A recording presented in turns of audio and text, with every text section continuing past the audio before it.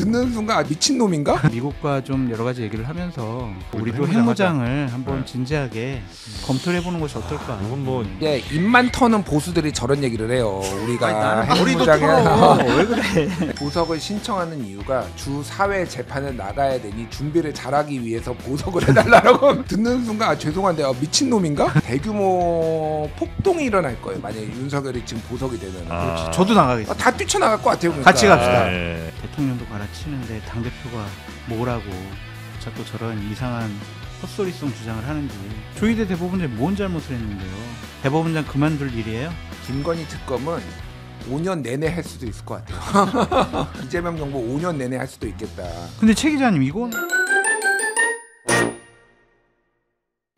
한없이 가벼운 정치 토크쇼 장르만 여의도 9월 24일 수요일 순서 시작하겠습니다. 반갑습니다. 정영진이고요. 자, 지금 천하람 오늘 이제 출연하는 천하람 의원한테 궁금한 것들이 많으신 것 같네요. 여전히 뭐 나무 심은 것도 좀 많이 궁금하신 것 같고. 그 얘기를 아직도 해요? 아직도 하시는 분들이 많습니다. 꽃나무 게이트라고. 하여튼 뭐 여러분이 궁금해하실 만한 거 많이 여쭤보도록 하고요. 요즘에 진짜 인재 유출이 아주 심각한 것 같습니다. 제가 어제 잠깐 뭐 산업계에 계신 분을 좀 만났는데 지금 화웨이에만 그 중국 기업 있잖아요. 네. 우리 인재 한 300명이 있다는 거예요. 그만큼 이제 우리 인재들도 뭐 미국으로 가려면 미국 제일 많이 선호하고 그 다음에 안 되면 뭐 중국이든 일본이든 어디든 가려고 하는 사람들이 너무 많다는데 그런 사람들이 또 우리나라에 좀 많이 있어줘야 우리나라 산업도 좀 발전을 할 텐데. 조금 불안합니다. 이재명 대통령께서 예산을 효율적으로 재배정할 것이고 네. AI라든지 아니면 뭐 전자 아니면 로봇 이런 쪽에 투자를 확대한다고 했으니까 네. 뭐 앵커가 그렇게 또 이재명 대통령의 여러 가지 정책에 대해서 반기를 들고 제가요? 지금 그러셨잖아요 지금. 무슨 말씀이시죠? 그렇게 지금 이재명 대통령께서 잘 지금 정리하고 계신데 그 방향으로 가고 있는 거에 대해서 제가 후반부에 더 칭찬을 많이 하려고 했는데 아쉽다라고 했잖아요. 아니 불안했는데 이재명 대통령이 그래도 그런 쪽으로 가셔서 굉장히 좀 마음이 놓인다. 지금은 이재명 대통령 시대입니다. 네. 엔드. 일단 END. 네. 이재명을 끝내겠다는 얘기인가요? 저희가 좀 불안해지는데. 자, 우리 오늘 함께해 주실 한 분 한 분 소개해드리겠습니다. 우리 장성철 소장님 어서 오시고요. 안녕하세요. 장성철입니다. 네, 반갑습니다. 김준일 평론가님. 예, 안녕하세요. 김준일입니다. 네. 제가 보니까 정영진 앵커 진행자의 재능이 좀 떨어지는 것 같아요. 그건 뭐 이렇게 알려진 얘기고요. 예, 교체하시죠. 교체하시죠. 왜 누구로? 미국의 지미 카멜도 ABC 방송에서 재능이 떨어진다고 교체했어요. 네. 재능이 트럼프가 가르라고 하니까. 트럼프가 얘기했어요? 트럼프가 그럼 정영진 앵커 재능 떨어진다고. 지금 대통령의 반기를 들은 이런 사람은 재능이 떨어지는 거지. 아니 그거 관련해서는 한번 저희가 이번 주 가능하면 한번 토론이라도 한번 해보려고 합니다. 뭐에 대해서요? 앵커를 한다고? 미국의 보수 인사가 이제 총격으로 사망했잖아요. 근데 그거에 대해서 우리나라에서도 뭐 조금 논란이 좀 있었고 또 그거에 대해서 애도했다가 완전 날아가는 사람들도 있고 그래서 그 관련된 이야기도 한번 좀 저희가 저를 불러주십시오. 할 얘기가 좀 있으세요? 그럼요. 저는 맘껏 조롱하고 앞으로 미국을 안 가겠습니다. 그 사람을 조롱하고 저를 불러주십시오. 네. 저는 그냥 옆에 앉아 있겠습니다. 그럼 이번 주에 한 번 더 나오시는 걸로. 네. 근데 그 사람이 뭐 어떤 말을 했는지는 뭐 많이들 이제 아실 테니까. 근데 어떤 말을 듣기 싫어서 안 듣는 거야 이제 개인의 자유지만 그렇죠. 그 사람이 하는 말을 못하게. 그런 이제 폭력적인 방식으로 한다는 거에 대해서는 비판을 할 수밖에 없지 않나 하는 생각이 좀 들긴 하는데. 역시 재능이 출중한 정영진 앵커의 정확한 판단이십니다. 네. 자, 그리고 최윤경 기자도 함께합니다. 네, 안녕하십니까. 네, 반갑습니다. 자, 그럼 이제 본 주제로 한번 들어가 보죠. 일단 이재명 대통령이 유엔에서 기조연설 했죠. 그렇습니다. END 나왔습니다. 네, 20분간의 기조연설을 하면서 국제 무대에 다시 데뷔를 했는데요. 내란을 극복한 대한민국의 국제사회 복귀를 알리고 흡수 통일이 아닌 방식으로 한반도 냉전을 끝내겠다라고 했는데요. 이건 잠깐 들어보겠습니다. 네. 지난 겨울 내란의 어둠에 맞서 대한민국 국민들이 이뤄낸 빛의 혁명은 유엔 정신의 빛나는 성취를 보여준 역사적 현장이었습니다. 교류, 관계 정상화, 비핵화, 즉 END를 중심으로 한 포괄적인 대화로 한반도에서의 적대와 대결의 시대를 종식하고 네, 한반도 평화의 해법을 이제 제시를 했다. END가 교류 그리고 관계 정상화 또 비핵화. 네, 영어 단어가 좀 어려운 게 아니 어렵다기보다는 좀 길죠. 예. 수변이 이 철자 몇 자짜리예요? 그만 셉니다. 네.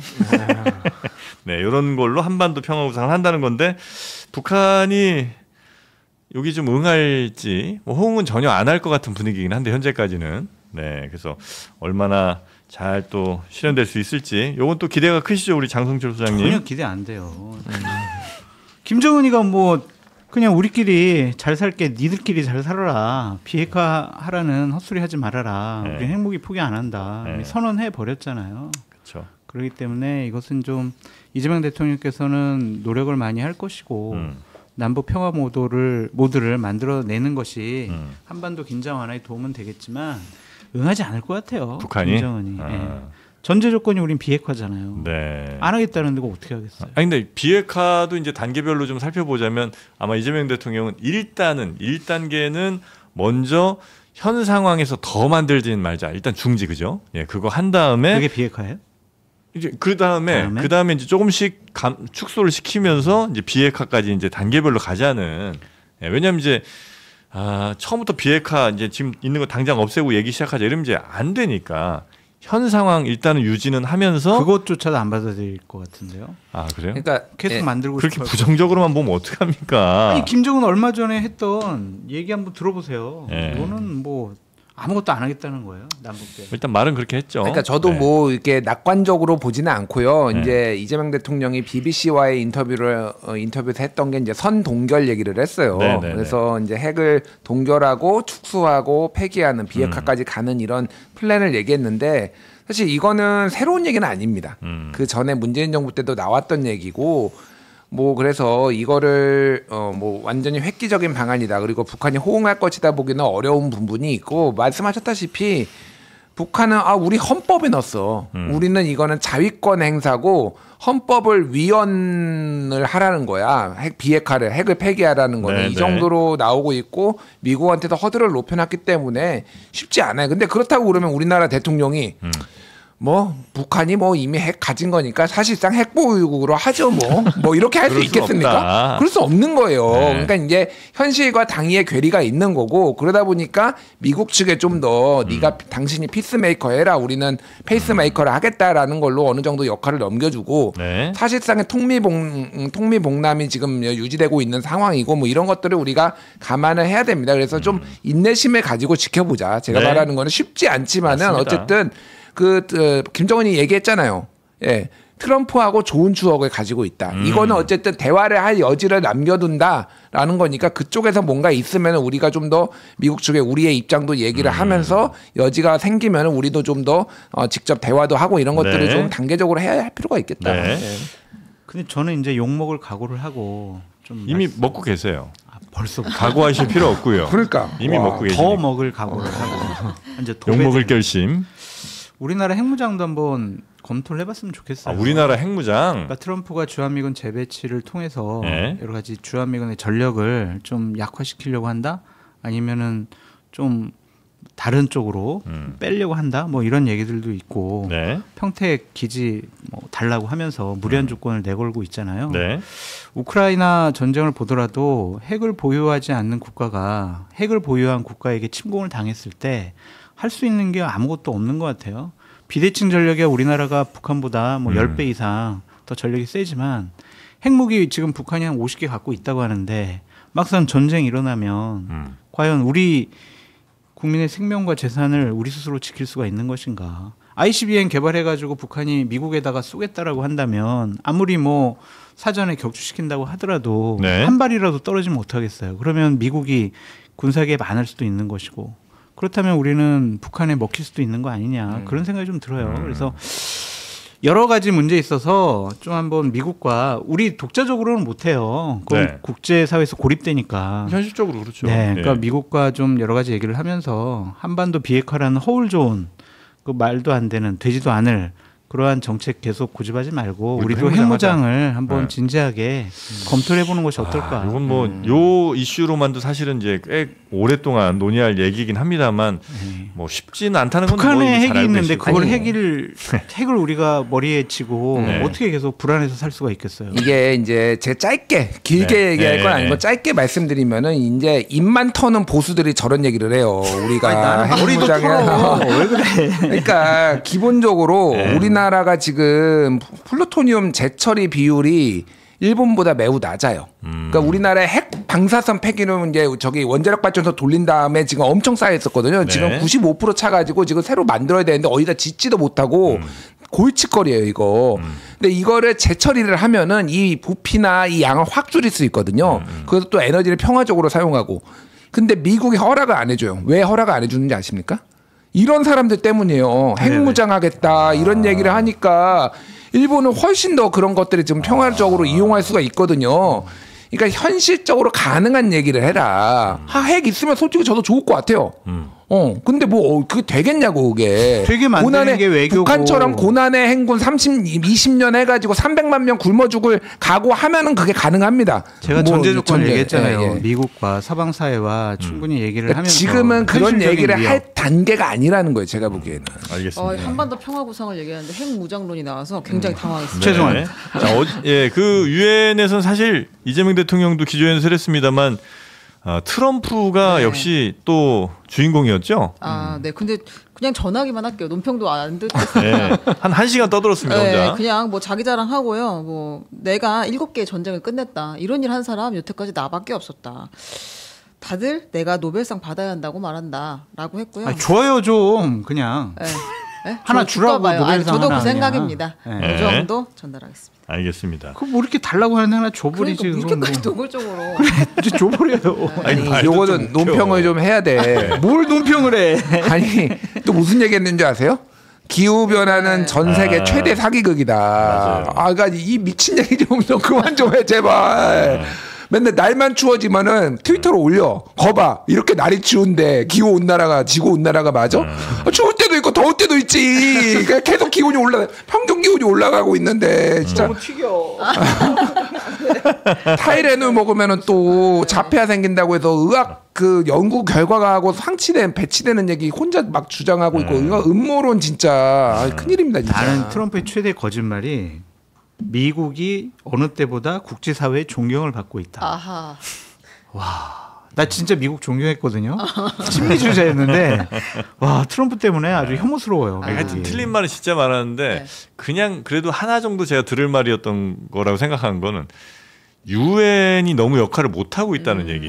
물론 이제 거긴 트럼프의 그 잘못이 크죠. 미국의 잘못이 큰데 그럼에도 불구하고 유엔이 제대로 된 역할을 못 한다는 얘기는 조금 맞는 얘기인 것 같아요. 그러니까 전 세계에서 어떤 분쟁이나 이런 것들이 발발했을 때 유엔이 원래는 이제 좀 개입을 해서 뭐 강력하게 좀 이렇게 떼어놓고 뭐 이런 것들을 해야 되는데 유엔이 좀 약간 무기력해진 것 같긴 하더라고요. 네, 뭐 그런 얘기는 조금 들을만했다 생각을 합니다. 왜 무기력해졌는지 아세요? 지 때문이야. 그게 이제 미국 책임이 있죠. 아니 그러니까 트럼프가 집권한 다음에 네. 유엔에 분담금을 안 내. 네, 그러니까. 돈을 안 내고 있어. 어떻게 일을 해? 돈을 안 주는데. 네네네.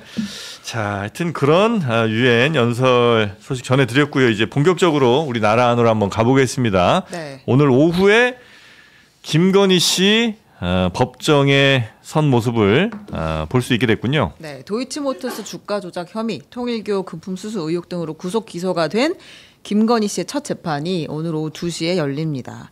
역대 대통령의 배우자가 피고인으로 법정에 서는 건 이번이 처음입니다. 네. 재판 시작 전에 스케치를 재판부에서 공개할 수 있도록 하겠다 해서요. 내일이면 아마 오늘 오후면 이렇게 김 씨가 피고인석에 앉은 모습을 볼 수 있을 것 같습니다. 네.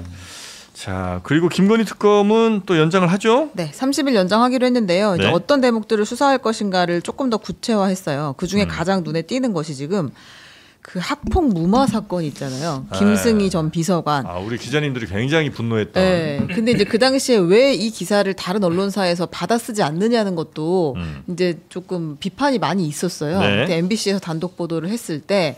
근데 이제 확인을 해보니까 정말로 그냥 통화 내역만 있고 그 당시에는 그 통화 내용 자체가 확인이 안 된 거예요. MBC가 그걸 갖고 있었는데, 그러니까 우리가 따라쓰기 좀 힘들었었는데 이제 수사 내용이 구체화되면 당시에 어떤 방식으로 이제 그 학폭 자체를 무마하려고 했는지 조금 알 수 있을 것 같습니다. 네. 하여튼 이 전 대통령실 그 의전비서관 김승희 씨라는 사람의 자녀가 네. 사실 초등학교에서 일어났다고 믿기에는 너무 좀 심한 학교 폭력을 저질렀던 거죠. 한 학년 밑에 아마 친구였던 것 같은데, 그랬는데도 불구하고 제대로 된 뭐 학폭이라든지 아니면 처벌 이런 것들이 없이 이게 반을 좀 바꾸는 걸로 그냥 끝냈고, 그렇죠. 무마가 좀 네. 됐다는 거고요. 그때 막 김건희 씨가 교육부 차관에게 차관에게 직접 전화해서 전화했던 네, 거잖아요. 네, 맞습니다. 말도 안 되는 일이죠. 사회수석으로 영전을 했죠. 그리고 네, 맞네. 네, 그런 일이 장난이었죠. 있었는데 그걸 잡아들여 이제 그냥. 네. 수사를 본격화한다는 건 이미 상당 부분은 또 수사가 좀 이미 진행이 됐으니까 또 이렇게 밝힌 거긴 하겠죠. 네, 그렇습니다. 네. 그러니까 제 느낌으로는요. 네. 김건희 특검은 5년 내내 할 수도 있을 것 같아요. 그 지금 또 하나 나오고 또 하나 나오고 해서 그러니까 이재명 정부 5년 내내 할 수도 있겠다. 근데 최 기자님 이거는 네. 근데 뭘로 처벌해요? 아 이거요? 네. 근데 직권 남용은 안 될 것 본인 같고 공직자가 아니라서 업무 방해 뭐 그걸 하나? 강요가 그것도 그렇잖아요. 될지 정확하게는 모르겠습니다. 그렇죠. 네, 그게 항상 그게 김건희 씨 고민될 것 범죄의 같아. 모든 그 문제인 것 같아요. 어떤 맞아요. 법을 적용할 것인가. 그러니까. 되게 나쁜 짓을 해도 막상 이 법 적용할 때 보면 조금 궁색하게 되는 경우들이 있어서. 김건희 씨가 다 오빠가 다 했어요. 그럼 어떻게 자기는 안 하고 그러면 오빠만 형량이 더 무기징역이니까. 성렬이 오빠가 했어? 많이 듣던 얘기인데 윤석열 오빠. 네. 오빠만 하겠네. 네. 자, 어떤 법을 적용해서 또 수사를 하는지 한번 살펴보도록 하고요. 그리고 윤석열 전 대통령은 내란 재판은 안 나가는데 체포영장 집행 방해 혐의 재판에는 스스로 나가겠다. 네, 오. 나가겠다고 어제 밝혔죠? 공지를 했어요. 네. 처음엔 저희는 특검 공지인 줄 알았는데 윤석열 변호인 단에서 공지가 나왔습니다. 우리가 26일에 있는 그 체포영장 집행 방해 혐의 재판에 나갈 거야. 첫 기일이니까 피고인이 출석해야 재판이 시작될 수 있어. 이렇게 이야기를 했는데요. 네. 이날 사실상 그 보석 재판 있잖아요. 그곳 보석 심리가 열릴 것으로 보입니다. 오. 돼요? 보석 되겠어요? 안 되겠죠? 보석은 안 되겠는데 어쨌든 내가 얼마나 아프고 고통스럽고 나가야 하는지를 본인이 표정과 온몸으로 절절하게 보여주겠다는 그런 전략인 것 같습니다. 아프면은 기본적으로 살이 빠져야 돼요. 아. 왜냐면 아프면은 입맛도 없고 밥맛도 없고 네. 몸이 힘들잖아요. 그럼 살이 빠지는데 살이 안 빠지면은 아프다고 우리가 믿기가 어려워요. 재판부에서 볼 때. 그렇죠. 네. 그냥 계속 아프다고 이러고 있어도 네. 그 몸무게가 안 빠지면은 그리고 또 뭐 전문의의 또 진단 같은 게 당연히 이제 첨부가 돼야 되겠죠. 아프다고 뭐 말한다고 그게 되는 건 아닐 거 아니에요. 아니 원래 고혈압 네. 당뇨는 그 나이 땐 다 있으신 것 같고. 그냥 고혈압 당뇨는 안 해주겠지. 네. 여튼 요 재판 체포영장 집행 방해 혐의 재판에는 아무래도 보석을 호소하러 나가는 것 같다. 근데 무슨 염치가 있어서 이런 짓을 할까요? 염치는 원래 별로 없었고요. 더 없어진 것 같아요. 더 없어졌고요. 화가 나요 진짜. 네. 그러니까 재판을 지금 10번 연속인가 안 나갔는데 네. 보석을 신청하는 이유가 주 4회 재판을 나가야 되니 준비를 잘하기 위해서 보석을 해달라고 듣는 순간 죄송한데 미친놈인가? 약간 이 생각이 들었어요. 그러니까 이게 무슨 얘기지 이게? 재판을 안 나가면서 네. 재판을 더 잘 준비하겠다? 그러니까 이게 뭐 진짜 대규모 폭동이 일어날 거예요. 만약에 윤석열이 지금 보석이 되면 저도 나가겠습니다. 다 뛰쳐나갈 것 같아요. 그러니까. 같이 갑시다. 네. 거기 가서 방송해요 우리. 지금 보우소나르 브라질 대통령이 거기도 일종의 이제 대선 이후에 쿠데타하다가 걸려가지고 네. 27년형 받았거든요. 네. 거기 지금 하원에서 브라질 하원에서 사면 추진한다고 해가지고 전국의 국민들이 다 나왔어요 지금. 그래요? 폭동 일어나는 거의 그 직전이에요. 우리나라가 브라질처럼 됩니다 진짜 이거 보석돼서 풀려나면. 윤석열 씨의 주장이 참 웃긴 게 자기 풀어주면은 내란 특검 소환에 조사에 응하는 것도 한번 논의해보고 고려해보겠다. 생각해보고 한번 검토해볼게요 이거잖아요. 큰 벼슬이야. 무슨 피의자가 큰 벼슬이에요. 아찔해요 진짜. 예. 자, 근데 일단 아무튼 뭐 내일 나오고 네? 26일에 나오고요. 그리고 이제 보석이 기각되면 안 받아들여지면 그 다음에 또 안 나올 또 안 걸로 나오겠죠, 뭐. 보입니다. 틀어박혀서. 네. 자, 이제 본격적으로 심심할 텐데. 네, 조의대 청문회 얘기를 한번 조희대 대법관 얘기를 한번 가보겠습니다. 이쪽 뉴스가 좀 큰 것 같아요. 네, 조희대 네. 대법원장이 대선 개입하려고 했던 거 아니냐? 잠깐만요. 하나 더 있는데요. 뭐죠? 지금 그 윤석열 재판 출석도 보석신문 중계 신청을 지금 한 상태라고 하는데요. 그래서 요거는 중계가 될지 한번 우리가 지켜봐야 될 것 같네요. 네. 특검에서 신청한다고 합니다. 네, 그 조희대 대법원장이 대선 개입 의혹을 지금 계속 주장하고 있잖아요. 네. 민주당에서 법사위가 9월 30일에 긴급 조희대 청문회를 열기로 했습니다. 이게 이제 갑자기 이렇게 된 것 같아요. 보니까. 네. 그러니까 당에서도 원내대표나 당대표와 상의된 건 아니고 법사위에서 그 먼저 검찰개혁 결정한 거죠. 청문회를 진행하다가 조희대 청문회까지 의결을 했는데요. 요건 한번 들어보겠습니다. 네. 조희대 대법원장 대선 개입 의혹 관련 긴급 현안 청문회 실시 계획서 채택의 건과 청문회 증인 참고인 출석 요구의 건을 일괄하여 상정합니다. 사전에 상의는 안 됐고요. 법사위 차원에서 의결이 된 걸로 추후 통보를 받았습니다. 네, 법사위에서 결정을 했고 나중에 통보를 받았다. 당 지도부 입장에서 볼 때는 조금 불편한 지점일 수도 있겠습니다. 네, 이제 불쾌했다는 이야기들이 전해지고 있고요. 예. 다만 정청래 대표가 어떻게 그 다음에 대응을 했냐면 대통령도 갈아치우는 마당에 대법원장이 뭐라고 이렇게 페이스북에다가 올렸습니다. 더 세게 나가버렸어요. 뭐 이런 거예요? 네. 네. 그 페이스북 내용 보면 뭐 이승만, 박정희, 이명박, 박근혜, 윤석열 뭐 탄핵 내지는 뭐 쫓아냈는데 대통령도 갈아치우는 마당에 대법원장이 뭔데 버티고 앉았냐 뭐 이런 얘기인 것 같습니다.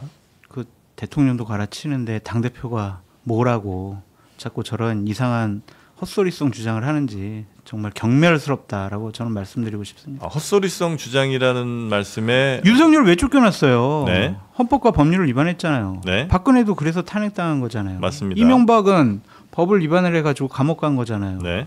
이승만 3.15 부정선거 해가지고 그런 거잖아요. 네. 하야한 거잖아요. 네. 박정희는 군부구태타 해가지고 집권하다가 유신 선포하다가 그래가지고 비명 행사한 거 아니에요. 네. 다 그럴 만한 이유가 있었잖아요. 네. 조희대 대법원장이 뭔 잘못을 했는데요. 이게 그러면 그냥 자진 사퇴할 만한 건이에요. 직위원 조치 안 하고 네. 서부지법 침탈에 대해서 의견 표명 안 한 것이 네. 대법원장 그만둘 일이에요. 대선 개입. 대선 개입이라고 하려면 민주당이 네. 그런 주장에 대해서 정당성을 가지려면 네. 4월 22일 날 대법원에서 우리가 언제 우리가 선고를 하겠다라고 했을 때 안 된다. 니들 대선 전에 이렇게 하는 거는 대선 개입이다. 니들 판결 이렇게 선고 내리면 안 된다. 그렇게 미리 주장했었어야죠. 그렇게 주장한 사람이 있어요? 이 자리에 나와가지고 주장한 사람 있냐고요. 이제 그때는 빨리 와! 결정하는구나. 드디어 이제 무죄 나와가지고 우리 꽃길 깔아주고 우리 완전히 그냥 대통령 당선되는 거다. 네. 그러면서 막 환호성 질렀잖아요. 잔치상 자기들 벌였어요.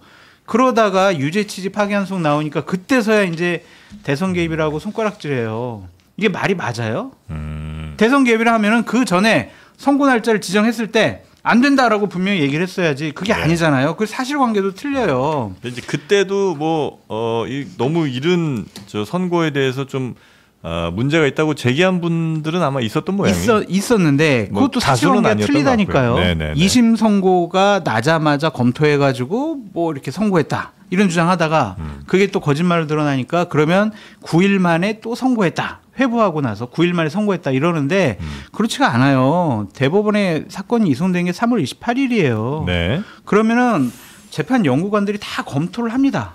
그러고 나서 대법원 전원합의체에서 회부를 해가지고 거기서 검토를 하고 그렇게 한 거예요. 매우 9일 만에 된 게 아니라니까요. 그러니까 9일은 아니지라도 매우 이례적으로 빠른 거는 맞죠? 이례적으로 빠르다? 네. 왜냐하면 이제 이전에 대법원들이 그렇게 2심에서 올라온 거를 처리할 때는 공직선거법이잖아요. 네. 그러니까 이거는 3개월 안에 하는 것이 이제 공고 조항인데 네. 그 조항에 따르더라도 좀 빠른 건 맞아요. 맞는데 그게 조희대 그만둘 일이냐고요. 그게 헌법과 법률을 위반한 거예요. 3개월 안에 한 건데 한 달 조금 지나서 선고했다고. 그게 이제 조희대 너 시점이 대법원장 그만둬 이게 맞아요? 대선 직전이라는 거 혹시 거기에 대서는 아니 하세요. 하세요? 네. 네. 대선 직전이라는 그래서 그러니까 그걸 문제 삼으려면 예. 민주당 쪽에서 대선 직전에 니들 왜 대법원 선고하려고 그렇게 그래? 했었어야 된다. 그렇게 문제 제기를 처음부터 했었어야 된다니까요. 네. 그러지 않았잖아요. 자, 김준일 평론가님. 그러니까 이 논쟁은 이미 여러 차례 이제 있었잖아요. 저는 그 선고가 매우 부적절하다라고 생각을 해요. 그거는 대선 개입이고 유권자들, 주권자들의 어떤 선택권을 제한하려고 하고 법조 엘리트들이 굉장히 오만하게 하려고 했다라는 얘기인데 네. 이제 뭐 그거를 논쟁을 벌이는 것보다 저는 지금 이 벌어지고 있는 상황에 좀 더 집중해서 말씀을 드리고 싶으면 현재 시점에서 예, 당이 제가 보기에는 개판이에요. 민주당이요? 예, 민주당이요. 어떤 의미로 그렇습니까? 그러니까 지금 돌아가는 상황이 그냥 개판이에요. 무슨 얘기냐면은 예. 지도부가 정청래 대표는 왜 있나요? 당 대표잖아요. 예. 그러니까 저기에서 이게 지금 어떻게 지금 돌아가고 있냐면은 그냥 다들 전략이란 게 없어요. 이재명 당 대표 때는 탄핵을 하든 뭐를 이제 정부를 밀어붙이든 지도부의 전략이란 게 있었고 그래서 이런 거를 탄핵을 하고 이렇게 하고 이게 항상 이게 상황이 바뀌니까 맞아떨어지지 않더라도 뭔가 이런 계획이란 게 있었거든요. 네. 지금 이거는 그냥 각자 의원들이 지금 막 지르는 거잖아요. 이제 지금 이게 얼마나 지금 환심한 상황이냐면은 그러니까 지금 내란 전담재판부 특별재판부도 처음에 얘기가 나온 게 네. 법사위원들이 거기서 얘기를 해요. 그러더니 갑자기 이제 추진을 합니다. 이게 당 지도부 차원에서 뭔가 이걸 해야 되겠다 안 해야 되겠다. 물론 뭐 그 내부에서 어떤 논의가 있었는지 모르겠으나 어쨌든 처음 나온 거는 네. 근데 의원들이 던져요. 그러면 여론에서 뭐 해야 된다. 뭐 김어준이 얘기하거나 그래요. 그러면은 이제 갑자기 합니다. 지금 3대 특검 연장하는 것도 마찬가지예요. 법사위원들이 연장해야 된다라고 하더니 갑자기 연장을 해요. 그러다가 합의했다가 또 파기하고 난리가 납니다. 이 청문회도 마찬가지예요. 청문회를 하면은 청문회 다음에 그럼 무슨 플랜이 있고 어떻게 해야 되는지를 지도부하고 상의를 해야 될 거 아니에요. 네. 근데 그냥 갑자기 질러버려요. 그래서 정청래 당대표는 본인이 사실상 패신당한 거거든요. 네. 그래서 여기다 밥숟가락을 얻습니다. 대통령도 탄핵하는데 이게 당대표가 할 건가요? 혹시, 그러니까 네. 밥숟가락 좀 그만 얹어라. 당대표부터 자기 정치를 하고 있으니까 모두 다 지금 추미애 뭐 위원장에서 지금 모든 정치인들이 지금 민주당 사람들이 다 그냥 책임지지 못할 말들 막 던지는 거 아니에요 지금. 이런 식으로 계속 상황을 컨트롤하지 못하고 이게 무능한 거예요 지금. 아니 혹시 지지자들 혹은 뭐 여론의 추이에 매우 빠르게 실시간으로 국회의원들이 민심을 담아 액션을 한다. 이렇게 볼 수는 없습니까? 아니 그러니까 민심을 담아서 계획을 짜야죠 그러면은. 네. 아무 계획이 없는 게 지금 다 드러나고 있죠. 이것도 지금 김병기 원내대표가 불쾌감을 표시했다고 하다가 그냥 권고를 했다. 또 본인들의 리더십이 흔들릴까봐 그런데 이게 한두 번이냐고요. 제가 말하는 거는. 그러니까 정청래 대표를 비판을 안 할 수가 없는 게 당 내에서도 얘기가 많이 나요. 당 대표가 자기 정치하는데 우리가 뭐 지금 국회의원들이 말이 통하겠냐고. 그러니까 여기에서 지금 대표는 이거를 그럼 전략을 불러다가 어떻게 할지를 원내대표의 권한도 존중해주면서 어떻게 할지를 판단해야 되는데 여기서 야 대통령도 탄핵하는데 대법원장이 뭐야? 네. 그게 말이 되냐고요 이게 지금. 또 하나 문제가 있습니다. 네. 지금 대통령께서는 유엔에 가셔가지고 우리나라 뭐 사활을 걸고 국익을 위해서 네. 한반도의 평화를 위해서 열심히 지금 외교 활동하고 계시잖아요. 그러면은 집권 여당의 지도부라면은 자 대통령 외국 가 계시니까 그거는 좀 약간 우리 맞습니다. 좀 네. 정쟁을 좀 그만하고 대통령 외교 활동 좀 뒷받침합시다. 야당 좀 협조할 건 협조해 줍시다. 막 이렇게 설득도 하고 분위기 좀 대통령에게 집중되는 그런 모습을 보여야지. 대통령이 좀 힘을 실어줘야 되는데. 대통령 나가서 국익활동 유엔에서 뭐 활동하고 엔드 뭐 이런 플랜 하더라도 모르겠다 그냥 야 조이대 물러나라 이게 맞아요? 집권 여당이 할 짓이에요 이게?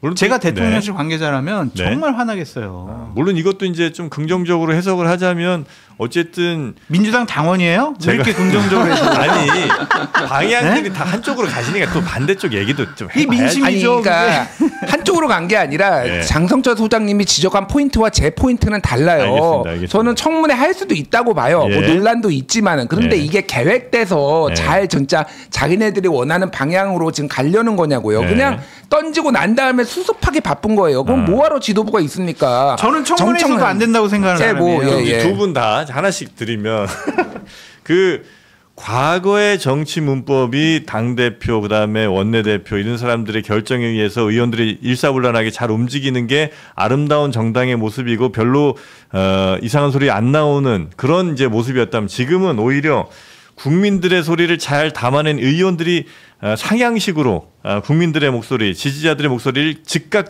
받아서 당 지도부와는 무관하게 국민들의 목소리를 먼저 담아내는 그런 형태를 좀 보이고 있는 거 아니냐는 얘기 하나.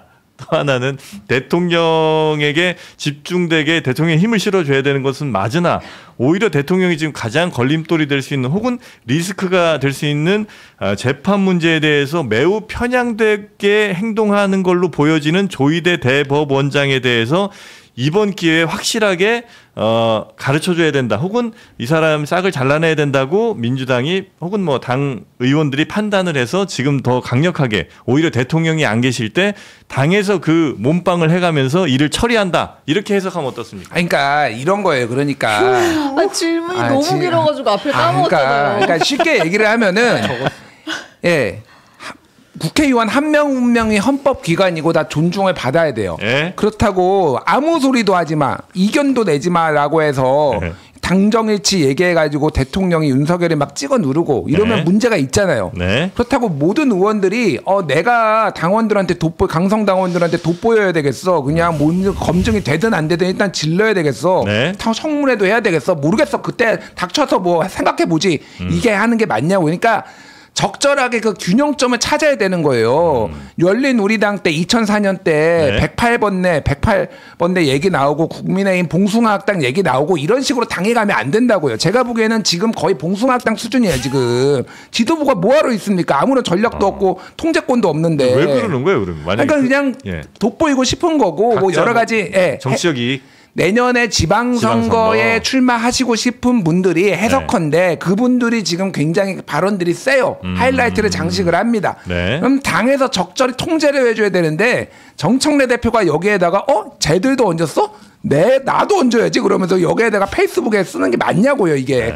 당대표를 뭐하러 해요 그러면. 당대표 내려놓고 페이스북 마음대로 하세요 그러면. 원내대표는 요즘 특별히 잘 보이지는 않으시는 것 같아요. 원내대표는 이제 약간 더 이 통제권에 좀 더 관심이 있는 것 같아요. 그러니까 이게 자기가 돋보이기보다는 그러니까 자기 정치부류는 아닌데 원내대표랑 또 뭐 당대표랑 지금 패싱되고 있고 뭐 여러 가지 뭐 갈등설도 있잖아요. 그러니까 이 지도부가 지금 집권 여당이 100일 만에 이렇게 난리판이 된 건 전 처음 봤습니다. 정권 초기에 이런 거 본 적 있나요? 그러니까 대통령 좀 도와줘라 진짜로. 진짜 아니 이게 뭐예요 이게. 아니 지금 오늘 제가 3번째 방송인데 그나마 여기에서는 엔드 다뤘지 다른 데는 거의 다루지도 못했어요. 지금 뉴스가 너무 많아가지고 이것 때문에 조희대 물러나라 뭐 등등등 해가지고 대통령 좀 도와줘라. 대통령은 도와줘야지. 지금 정무수석이 얼마나 빡쳤겠습니까? 홍보수석하고 쟤들은 지금 당에서 뭔 짓 하는 거냐 지금. 이러지 않을까요? 지금? 제 말이 그 말이에요. 그래요. 그 정당이 왜 존재합니까? 지도부는 왜 선출을 합니까? 여러 가지 당원들과 국민들의 이해관계를 정무적인 판단도 하고 전략적인 판단을 내세워 가지고 효율적으로 일 처리하는 것이 가장 중요한 지도부의 선택과 판단의 몫인데 그런 거 없이 그냥 법사위원장이 얘기하면 어이 잘했네. 또 다른 사람이 얘기하면 잘했고 이거 뭐 지도부가 필요 없는 거잖아요. 그것이 과연 이재명 대통령 지금 체제에 도움이 되는 것인가 판단을 해보고 재판 문제 통을 위해서 그냥 총대 메고 한다라고 얘기를 하셨는데 그게 헌법 유린 아니에요? 법률을 위반하려고 하는 거 아닙니까? 대통령 재판이 멈춰 있잖아요. 대통령 재판 다 그냥 없던 걸로 하기 위해서 총대 메고 조희대 쫓아내는 거 헌법에 그렇게 써 있습니까? 대통령을 위해서 그냥 대법원장 쫓아내도 돼요. 이게 헌법과 법률에 있습니까? 윤석열 헌법과 법률을 위반해가지고 국민들이 일어나서 쫓아냈잖아요. 탄핵당하고 파면당했습니다.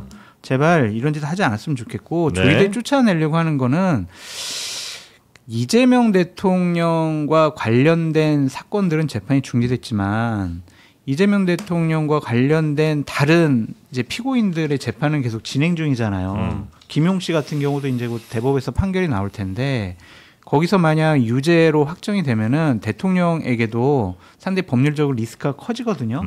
그런 것들을 좀 없애기 위해서 조희대를 지금 쫓아내려고 하는 것이 아니냐 그런 의심을 할 수밖에 없습니다. 네. 제가 월급 루팡 썰이 자꾸 돌아가지고 하나만 정리하고 가겠습니다. 오늘의 일은 또 하고 가야 되니까요. 네. 이 그 대법원의 이재명 파기환송심 어떻게 되었나 이 달력을 보면 3월 28일에 사건 접수가 된 거고요. 상고심이 네. 대법원에 접수가 됐고 4월 22일까지 소부에 있었습니다. 4명 있는 재판부에 있다가 그거를 이제 4월 22일에 조희대 대법원장이 전원 합의체로 가지고 와라고 해서 24일에 기일을 한번 열었고 네. 5월 1일에 파기환송심 결론을 내린 거죠. 그래서 우리가 뭐 9일 만에 이 결론이 내렸다. 22일부터 네, 그렇게 이야기를 하고 있는 거. 왜냐면 다른 재판부에서는 이걸 다 보지 못했을 테니까 그 기간이 아닌 한. 그리고 실제로 그 오경미 재판관이나 이은구 재판관 그 대법관은 이거 반대 의견을 명확하게 냈어요. 너무 짧다. 네, 속도도 그렇고 이거는 좀 표현의 자유 측면에서 우리가 지금까지 대법원의 판례에 맞춰서 선례를 따라서 이제 판결해야 된다라고 반대를 했는데 그 결론을 내리는 데서 본인들이 그 속도를 막지는 못했다고 했었기 때문에 네. 아마 그래서 더 의심이 커지는 것 같아요. 그러니까 그게 소수 의견이잖아요. 네. 다수 의견은 그게 아니잖아요. 그럼 소수 의견 말이 맞다라고 그 사람들의 힘에 주장을 실어줘가지고 조희대 탄핵해야 돼, 사퇴해. 이게 맞냐고요, 제 말은. 아니, 그러니까 이거는 더 충분히 합의할 수 있었는데 이렇게 결론이 난 뒤로 바로 파기환송심 2심 재판부 15일에 기일이 잡혔었잖아요. 그러니까 속도를 내고 대선 전에 결론을 내려고 했던 의도가 있었다라고 주장을 하고 있는 거고 지금 의심을 하고 있는 거고 이제 그 부분에 대한 판단은 다를 수 있는데 일지는 이렇다라는 말씀. 일지는 아까 제가 말씀드린 거랑 뭐 같잖아요. 네. 한 달 이상 42일. 있었다고 하시니까. 28일부터 4월 22일까지 재판 연구관들이 네. 충분히 자료 검토해가지고 의견서 다 작성하잖아요. 보고서 작성하잖아요. 좀 네. 그걸 말씀드린 거예요. 소부에서 봤던 그 내용을 말씀해 주시는 거죠? 그러니까 대법원에 재판관들 왜 두냐고요. 네. 대법원에 있는 재판관들이 다 그럼 일일이 처음부터 자료를 다 검토해요. 그런 게 아니잖아요. 연구관들이 이제 보고한 내용들이 재판관들이 있고. 다 연구해가지고 다 네. 올리고 네. 자기 의견서 하고 그걸 가지고 검토하는 거잖아요. 의원들도 마찬가지예요. 상임위 열리잖아요. 국정감사합니다. 네. 그러면 처음부터 각 기관에다가 부처에다가 자료 요구를 의원이 해가지고 그 이만한 자료를 다 본인이 분석해서 뭐 자료 만들고 질의서 만들고 그렇게 안 하잖아요. 보좌관들이 이제 보좌관들이 다 하니까. 하잖아요. 그걸 가지고 네. 의원이 본회의장이라든지 상임위장 가가지고 그거 가지고 질의하고 네. 정책 발표하는 거잖아요. 그럼 아니, 그것도 저도- 잘못된 거네. 그럼. 아니 저도 그 말에 아니, 동의하는데 그러니까, 네. 기간을 보면 어쨌든 전원 합의체에서 내가 이 사건을 받아들은 뒤에는 9일 만에 결론이 나온 건 맞잖아요. 그러니까 뭐 아니 이게 맞죠. 근데 네. 자꾸 그게 28일부터 4월 22일까지 재판관들이 의견서를 쓰고 자료 검토한 부분들을 빼버리고 네. 그냥 4월 22일부터 9일 만에 그냥 속전속결로 해가지고 자료 검토 제대로 없이 네. 그냥 선고한 거야. 이런 식으로 몰고 가니까 그거는 잘못된 거다. 전 그렇게 말씀드리는 거예요. 그러니까 이거 뭐 여러 번 논쟁이 네, 있었고 네. 이거를 계속 다 네, 할 네, 필요는 네. 없고 저는 굉장히 부적절한 정치적 의도가 있었다라고 생각을 해요. 근데 그거 정치적 의도가 있었다는 것과 별개로? 그거를 명시적으로 뭐 지시를 받았다든지 이런 게 아닌 이상 그거를 확인하려고 하다가 지금 그게 사실이 아닌 걸로 지금 가닥이 잡히고 있잖아요. 회동이 있어서 무슨 공작이 있었네 이런 게 그런 게 아닌 이상 대법원장을 직접적으로 물러나게 하는 거는 굉장히 정치적 리스크도 크고 위험하다. 네. 지금까지 1988년과 1993년에 두 차례 대법원장이 물러났는데 모두 내부에서 판사들이 독립적으로 사법부의 독립을 지키지 못하고 중립을 지키지 못해서 이게 문제가 된다라고 해서 판사들이 들고 일어나서 했는데 지금 민주당 쪽에 삽질로 인해서 사인회동이나 이런 뭐 허위 정보에 기반한 이런 걸로 인해서 오히려 조희대를 비판하던 목소리가 법원 내에서는 쏙 들어가 버렸다. 지금 이게 너무 거칠게 압박이 들어오니까 오히려 이게 지금 똥볼을 계속 차고 있는 이런 상황인 거고. 네. 그러니까 제가 말씀드리면 이런 거예요. 저는 뭐 청문회 할 수도 있다고 봐요. 이거에 대해서 논쟁점이 있지만은. 근데 지금 이게 진행이 된 걸 보면은 사법개혁 특별위원회 정청래 대표가 만들었잖아요. 네. 그래서 사법개혁 뭐 대법관 증언하겠다. 이런 거 하다가 갑자기 뭐가 한 마리 튀어나오니까 내란 특별재판부로 올라갔어요. 전담재판부 특별재판부 만드는 거 올라갔어요. 그러다가 조희대 사태로 올라갔어요. 그러다가 이제 사인회동 이게 진실이냐 아니냐 공방으로 올라갔어요. 그러다가 다시 청문회로 가요. 뭐 하나 매듭은 하나도 못 지고 다 죄송한 말인데 똥 싸다 끄는 것 같아요 지금 느낌은. 점심시간에 왜 그래요? 이렇게 똥을 좋아해 똥을 차고. 아니 그러니까 이게 뭐냐고요. 그러니까 제가 말하는 거 이런 거예요. 개혁을 하려면은 제대로 뭔가 계획을 가지고 해야 되는데 전략적으로 좀 하자. 누가 이 얘기하면 우르르 또 그거 있잖아요. 동네 축구에 보면은 이게 포메이션이 없어. 형세 포메이션이 없고 공 하나 하면은 20명이 달려들어요 이렇게. 토탈 사커입니다 그게. 그게 토탈 사커예요. 모두 몰려가. 그게 이제 10대 빵으로 지는 딱 그거예요. 네. 이게 뭐냐고 이게 당이 이게 뭐냐고. 리더십을 제가 얘기를 하는 거예요 지금. 네, 사인회동에 대해서 왜 더 근거가 좀 안 나오나? 열린공감 TV가 없으니까. 공지했습니다. 나한테 전화 좀 그만해라. 열린공감 TV에 있는 그래요? PD가 우리도 취재를 해서 보여줄 테니까 이거 니네가 하도 확인 전화를 해서 우리가 지금 아무것도 못할 지경이다 이제 이렇게. 아니 이제 취재를 하면 어떻게 해? 취재를 해놓고 보도를 해야지. 이거 무슨 말이야 방구야 그게. 또 하나 제가 말씀드리고 싶은 건 이재명 당시 후보에 대해서 무죄 취지의 파기환송을 했으면은 민주당이 이렇게 시비 안 걸었을 거예요. 근데 유죄 취지의 파기환송을 했으니까 자신들이 원하는 그러한 선고나 판결이 안 나왔으니까 지금 문제 삼는 거잖아요. 그게 과연 맞는 것이냐 한번 다시 한번 말씀드리고 네. 그럼에도 불구하고 대선에서 이겼잖아요. 국민의 선택을 받으셨잖아요. 그러면 헌법과 법률을 지키는 집권당의 모습을 보여주는 것이 어떨까. 네. 과거에 원한과 보복이 있어가지고 계속 허위사실로 조희대 물러나라 사퇴해라 탄핵한다 협박하는 것이 과연 맞는 것인가 그런 생각이 듭니다. 조희대 대법원장 그래서 아마 청문회는 안 나올 것 같고 뭐 유력하고요. 그리고 탄핵 얘기 계속 나오고 있고요. 그렇습니다. 그리고 오늘 아침에 천대엽 법원 행정처장이 우원식 의장을 찾아갔습니다. 저 좀 만나주세요 해서 아침부터 갔거든요. 가서 이게 뭐냐면 지금 대법원에서도 법원에서도 상당히 불안하긴 한 것 같아요. 지금 분위기가 너무 막 밀고 들어오니까 이제 어디까지 올지 모른다. 그런 불안함이 있어서 오늘 천대엽 처장이 나가서 뭐라고 했냐면 우리가 잘 할게요. 내란 재판 빠르게 할게요. 그건 해야죠. 네, 그러니까 이제 그만 사실은 조금 그래요? 취지로 말할까. 내란 재판 빨리 하겠습니다. 그러니까 우리가 그 관련해서 신속한 재판을 위해서 모든 사법 행정적 조치를 할 필요가 있다라는 걸 법원장들도 다 얘기했으니까 앞으로 지원할게요. 이제 이렇게 이야기를 했고 우원식 의장이 뭐라고 했냐면 결자 해지하셔야 한다 이것을. 그러니까 이제 그 정의의 최후의 보루로서 사법부의 역할에 대한 국민의 불신이 높다. 그건 아시지 않느냐. 이것은 스스로 해결하실 대목이다라고까지 이야기를 이렇게 되면 했습니다. 국회가 그렇게 뭐 민주당에서 사법부를 좁은 게 효과가 있네라고 생각하시는 분들도 꽤 많겠네요. 그게 이제 견제와 균형이죠. 그게 어쨌든 사법부에 하는 모든 결정과 판단이 다 옳은 건 아니잖아요. 그건 당연히 문제 삼을 수 있고 비판할 수 있어요. 근데 그런 걸 갖고 헌법과 법률을 위반했다고 보기 어려운데 대법원장 사퇴해라. 거치 문제에 대해서 먼저 걸고 내려오는 게 그게 맞냐 이거예요, 제 말은. 지금 뭐 공수처법도 개정을 하려고 하죠? 네, 그렇습니다. 이게 두 가지 갈래잖아요. 하나는 조희대, 하나는 직위원. 근데 이제 조희대 관련해서 지금까지 나왔던 것이 4인 회동설이 있었고 이제 그거는 더 알아보겠다고 한 것이고 그다음에 이제 그 공수처법을 지금 민주당 김용민 의원이 법사위 간사인 김용민 의원이 개정하겠다라고 발의를 했는데요. 그 내용은 뭐냐면 지금까지 공수처가 그 판사들 있잖아요. 고위 법관들의 범죄 그 업무 관련, 직무 관련 범죄, 예를 들면 뇌물수수나 직권남용 이런 것만 수사할 수 있었는데 그 사람들 관련한 모든 범죄를 수사할 수 있도록 범위를 넓히겠다라고 지금 개정안을 발의한 상태라서 이것도 사실상 그 조희대 대법원장 노린 거 아니냐라는 이야기가 이건 나오고 잘못된 있고요. 것 같아요. 그냥 규정에 민주당이 문제 삼으면 다 조사해라. 이렇게 좀 법을 이렇게 개정하는 게 맞는 것 같습니다.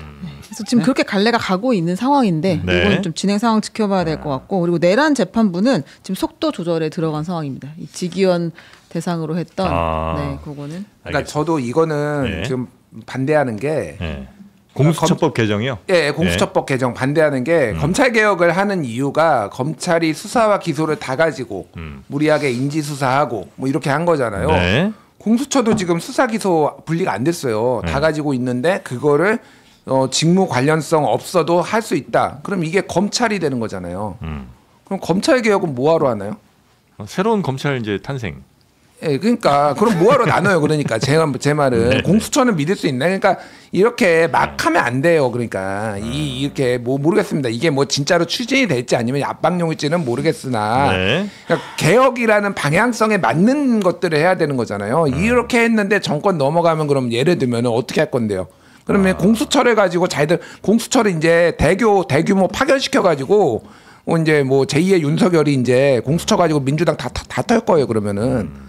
이런 식으로 하는 건 아니죠, 이거는. 네. 이제 이런 얘기들이 너무 이례적이다. 이건 너무 과하다는 얘기가 나올 때마다 항상 이제 나오는 얘기는 지금 상황이 일반적 상황이냐. 그 비상계엄 이후에 내란이 여전히 종식되지 않은 상황이다라고 그래서 너무나 특수한 상황이기에 특수한 대책, 특수한 처방이 필요할 수밖에 없는 상황이라는 말씀 그런 주장이 또 상당히 많이 있기도 합니다. 근데 이렇게 임시적으로 아니 이게 아니라 뭔가 임시적으로 만드는 거하고 공수처 법을 바꾸는 거는 이게 앞으로 공수처의 지위와 역할과 이런 게 완전히 변하는 거잖아요. 계속 가는 거잖아요. 네. 이게 너무 위험해요. 일시적인 상황을 영구적으로 바꾸는 뭔가 법을 만들어 가지고 그 딱 특정 기간에 하는 게 아니라 공수처라는 거를 지금 그 괴물이란 표현보다는 하여간 굉장히 강하게 지금 만드는 거잖아요. 네. 근데 수사 기소 분리도 안 되고 견제도 안 받고 다 수사할 수 있고 이거 어떻게 하려고 그러죠? 참 근데 항상 제가 이제 느끼는 건 우리 그 장르만 여의도는 진짜 이 충성심이 있는 분들은 없는 것 같아요. 네. 왜냐하면 이제 보통 이제 라이브 방송 같은 거 하면 일반적인 그 동접자 숫자가 있잖아요. 네. 근데 그 격차가 어떤 주제냐 어떤 분을 나오느냐에 따라서 너무 달라져. 예, 보통 뭐 예를 들어 한 3만 나오는데 2만 8천 나오고 3만 2천 뭐 이 정도 오실 수 있잖아요. 그게 아니야. 우리 어떤 날은 4만씩 가다가 갑자기 2만으로 떨어지고 뭐 이러거든요. 이런 채널이 거의 없어요. 왜냐하면 이제 대체로 그 채널에 대한 뭐 신뢰든 아니면 사랑, 애정 이런 것들이 있기 때문인데 와 우리 채널에는 그런 게 없는 것 같아. 예. 참 여러분 좋다는 거예요, 싫다는 거예요. 아니 저는 뭐 개인적으로는 좋습니다. 저는 이제 서로 뭐 깊이 개인적으로 친근감 같은 거 느끼지 마시고 그냥 저런 얘기 하시는 거는 네. 우리가 지금 이런 얘기 하니까 동접자가 떨어졌다. 네, 그런 얘기예요. 괜찮습니다. 알았어요. 근데 아니 상관없고 여기 지금 여기 뭐 5만 원이나 보내셔가지고 얼fun이님이 왜? 두 분이 환장의 조합이다. 환장? 김준의 장성철 환장의 조합이다. 밧데리 머스크님 10,000원 보내시면서 이 방송 그냥 이렇게 또 폐지시켜라. 5만 원을 벌었네. 환장의 조합 덕분에 또 이렇게 5만 원을 벌고. 고맙습니다. 고맙습니다. 근데 이제 다음 이야기로 한번 넘어가 볼까요? 네, 네, 네. 논의가 많이 된 것 같습니다. 네. 그 한동훈 전 대표가 지금 어디가 있느냐. 그러니까 이분의 동향이 궁금한 것은 아니었고 특검에서 일단 그 내란 특검에서 불렀잖아요. 계엄을 막았다고 했는데 그 당시 상황이 어땠는지를 좀 와서 얘기해 주시면 좋겠다라고 했는데 안 갔어요. 그래서 이제 특별 송달까지 지금 막 특검에서 하고 있는 상황인데 한동훈 전 대표는 민심 청취에 나섰습니다. 경남 거제에서 라이브 방송을 켰는데요. 요거 한번 들어보겠습니다. 네. 조희대 대법원장을 지금 이재명 민주당 정권이 숙청하려고 시도를 하고 있어요. 아주 노골적이고요. 최은순 씨 관계자인 김충직 씨를 만나셨다라는 듣기만 해도 허접한 가짜뉴스로 망신당하고도 청문회를 한다고 합니다. 이렇게 자기 재판 막으려고 사법부의 수장을 숙청하려고 시도하는 것은 탄핵 사유가 맞습니다. 라방 느낌보다는 현장에 나가 있는 한동훈 기자 뭐 이런 느낌인데 그죠? 아니 근데 왜 밤에 저렇게 하셨을까? 이게 좀 비판을 안 할 수가 없는 게 현장에 민심을 청취하러 간 거잖아요. 그러면은 거기 있는 뭐 방송을 좀 할 수도 있다라고 보는데 거기 있는 사람들하고 무슨 얘기를 나눴는지 뭐 이런 것들이 어떤 뭐 어려움이 있는지 뭐 이런 거를 해야 되는데 그냥 내용은 서울에서 도곡동에서 하던 거하고 아무 차이가 없어요. 페이스북에 그냥 원래 서울에서 올리세요. 그걸 하려면은 굳이 현장 왜 갔냐? 뭐하러 저기 거제도를 병풍으로써 그 조선소를 아니 그러니까 이게 못 참는 거야 한동훈은. 뭘 못 참아요? 자기가 여기에서 한마디 얹고 싶은 거를 못 참는 거야. 그러니까 이게 잠깐 현장에서 물론 적절히 언론 플레이도 하고 사람들의 이목도 끌어야 되는데 시작부터 이게 첫이면은 되게 중요하잖아요. 이 거제 방문이. 그럼 사람들한테 내가 이런 거를 하고 있다라는 건데 거기에서 저거부터 올리는 게 이게 맞나 이게? 정무적으로 근데 되게 그거는 틀린 방식의 저거. 김준일 평론가님의 비판을 위한 비판이 아닌가 생각이 네. 저 라방 한 40분 정도 했거든요. 다른 얘기들이 많았다. 다 그냥 거제도에서 누구를 만나서 어떤 느낌을 받았고 우리 조선 산업이라든지 거제의 실직 문제 이런 거에 대해서 얘기도 많이 했고 저거 현안 문제에 대해서는 잠깐 얘기한 거 가지고 이렇게 비판하시는 것은 옳지 않은 것 아니죠. 같습니다. 왜 그러냐면은 지금 장름한 여의도에서도 40분 동안 얘기한 거 아무런 관심 없잖아요. 현안 얘기한 거 딱 저것만 하잖아요. 그러면 당사자의 문제이기도 하고 정치 지도자로서 예. 조이대를 쫓아내려는 민주당의 저런 폭력적인 행위에 대해서 그 입 다물고 가만히 있어요? 아니 입 다물고 가만히 있는 게 아니라 서울에서 이미 많이 했잖아요. 그러니까 본인이 원하는 게 민심 투어다라고 하면은 거기에 걸맞는 거를 더 돋보이게 해야 되는데 저거를 얘기함으로 인해서 본인이 왜 거제도에 갔는지 이건 다 병풍이 돼버렸어요. 저거는 네. 안 좋은 방식을 왜 뭐하러 갑니까 그러면? 근데 그러니까 저거를. 그렇게 이제 네. 비판하실 수 있는데 한동훈 대표랑 이제 어제 연락을 좀 받았더니 본인은 이제 좀 조용하게 다니고 내가 싶었어요? 민심 청취하러 다녀요라고 하는 걸 막 자랑스럽게 네. 언론에 공개하고 막 여러분들이 와가지고 시끌벅적하는 모습을 보이기는 싫다. 그런 얘기를 하더라고요. 그래서 라방을 저렇게 하는 모습을 통해서 네. 너무 애처로운 눈빛으로 안 해줘요. 쳐다보시는 그렇지 않습니다. 저는 왜 이렇게 어두울 때 하나가 좀 밤에 늦게 그러니까. 밤에 지금 그리고 감기가 너무 심하게 걸려가지고 컨디션도 안 좋다고 좀 그러더라고요. 쉬시지.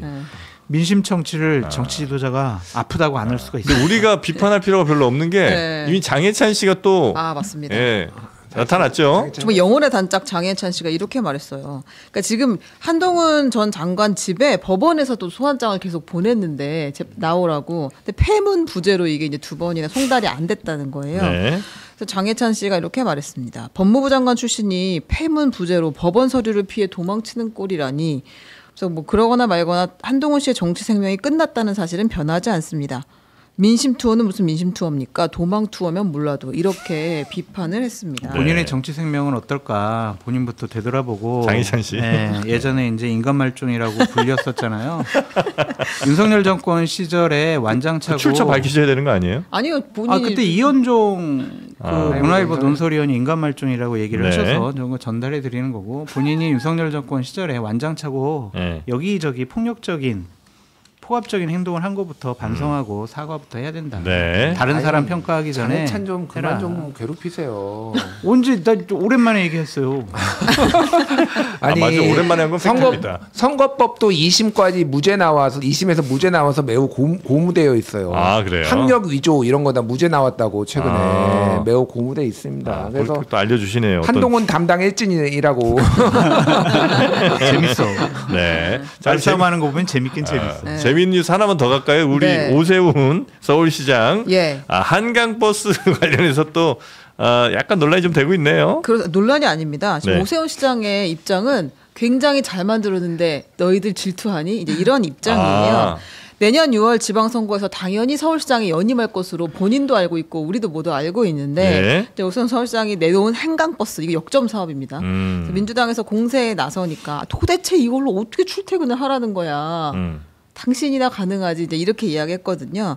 그랬더니 이제 오세훈 시장이 이렇게 말했어요. 민주당 참 딱하다. 한강버스가 긍정평가를 받을까봐 노심초사하는구나. 여기서 보는 노을이 얼마나 아름다운데. 한강버스에서 본 노을이 예, 그 스트레스를 해소할 수 있는 아주 가성비가 높은 위로 수단이다라고 입장을 밝혔습니다. 가성비 좋은 위로 수단이다. 네. 우리 서울 시민을 위로하고 싶은 거였군요. 그때도 낭만이라고 얘기했잖아요. 낭만이 김병민, 부족했죠 우리가. 수석이, 예. 네, 김병민 부시장이 와서 그죠, 예. 낭만 좀 챙겨라. 출퇴근 버스 아니에요? 아니에요. 낭만 측면에서 더 낭만이요? 접근하라고. 그러니까 출퇴근조차도 너무 지금 기존의 고정관념이 세신 거예요. 왜 출퇴근은 꼭 시간 맞춰야 된다고 생각하시죠? 11시에 그러면 낭만 즐기면서 11시 차차 타면서 12시에 오후 출근할 수도 있는 거니까. 그래요? 낭만 즐겨야죠. 그러니까 일단 이거를 타려면은 경기 인천 쪽에서 김포나 이쪽에서 이제 집에서 6시에 일어나셔서 아침 6시. 예, 2시간 걸리거든요. 네. 이렇게. 그러니까 강남까지 가는데 9시까지 도착할 수 있습니다. 6시까지 타면 낭만이다, 이걸 진짜. 진짜로. 예. 근데 그 시간대에 그거 없어요. 버스가. 한강버스 수상버스가 운행을 안 해요. 안 해요? 네. 몇 시에 운행해요? 아침에는 안 해요. 11시인가 11시부터 그랬어요. 11시. 네. 11시부터예요. 내가 노력해도 출근을 그걸로 할 수는 없어요, 사실. 10월 10일 금요일부터 네. 7시로 운행을 한대요. 아, 드디어. 네, 10월 10일 전에는 11시가 첫 버스. 네, 버스? 그렇습니다. 수상버스. 네. 아무래도 이제 안정성 테스트를 좀 더 해보려는 거 그렇죠. 아닌가 뭐 네. 그렇게 보이는데 제가 장담하는데 이거 성공합니다. 성공한다. 예. 언제 성공하느냐? 네. 내년 지방선거 끝나고 내후년에 성공할 거예요. 안착하는데 2년 정도. 그때까지는 욕을 먹다가 네. 이제 지방선거 끝나고 약간 이게 부작용 사이드 이펙트가 있을 것 같은데 네. 전 세계의 관광객들이 명물 이 수상버스를 타려고 올 것 같아요. 아, 그래요. 아, 여기는 2시간 걸리는 수상버스가 있대 하면서 이걸로 출퇴근을 한대. 이걸로 출퇴근도 한대 라고 합니다. 관광객들이 줄을 서가지고 전혀 의도치 않은 예. 한국인은 한 명도 찾아볼 수 없는 버스 출퇴근 버스가 될 것이다. 좋네요. 예.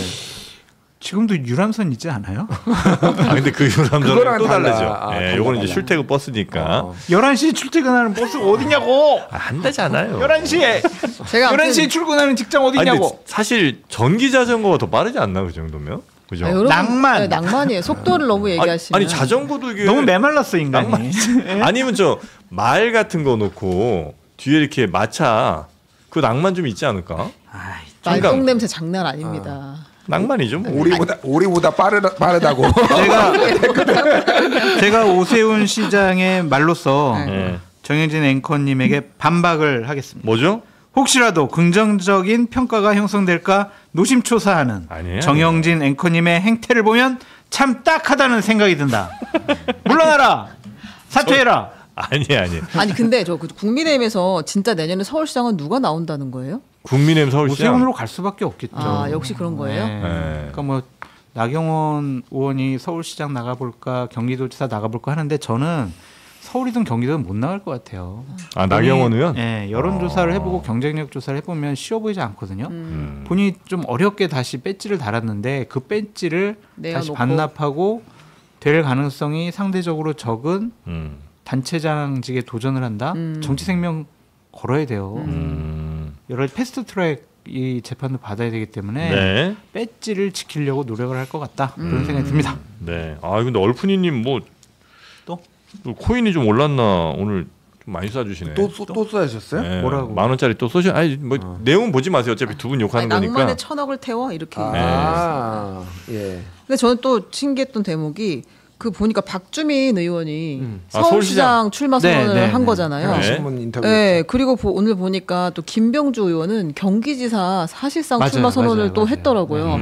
대통령은 지금 나라 밖에서 죽자고 일하고 있는데 벌써부터 내년 지방선거 출마 선언이 막 줄줄이 이어지고 있어요. 그러니까 이게 말이 되냐고요 이게. 근데 정청래 당대표도 대통령이 그때 해외 순방 갔나? 그때 당대표 출마 선언하고 그랬어요. 네. 이미 그래서 농담이 아니라 네. 민주당 내부에서 나오는 거는 저 대표가 뭐 어차피 지금 다 자기 정치하는데 이게 통제가 안 돼요. 제가 오늘 정청래 대표를 비판하는 이유는요. 예. 다른 게 아니라 당대표로서 리더십을 좀 보여줘야 되는 상황이에요. 그리고 정부하고 협조를 해서 정부의 성공을 뒷받침하면서 본인이 하는 개혁 과제를 잘 해야 되는 이런 과제들이 있는데 이게 안 되는 게 보이잖아요, 지금. 본인 정치만 하는 게 보여요. 페이스북에다가 대통령 쫓아냈는데 대법원장 쫓아낸 게 뭐 지지자들은 환호할 수 있는데 그래서 바뀐 게 뭐가 있나요? 그러니까 이 당대표 정도의 여당 대표 정도의 무게감은 그런 거 하라고 있는 자리가 아니라는 거를 제가 말씀을 드리는 거예요. 제발 이재명 대통령님을 도와주세요 좀 뒷받침해 주시라고요. 집권 여당에서 뭐 하는 겁니까? 아니, 마이크에서 손 대세요.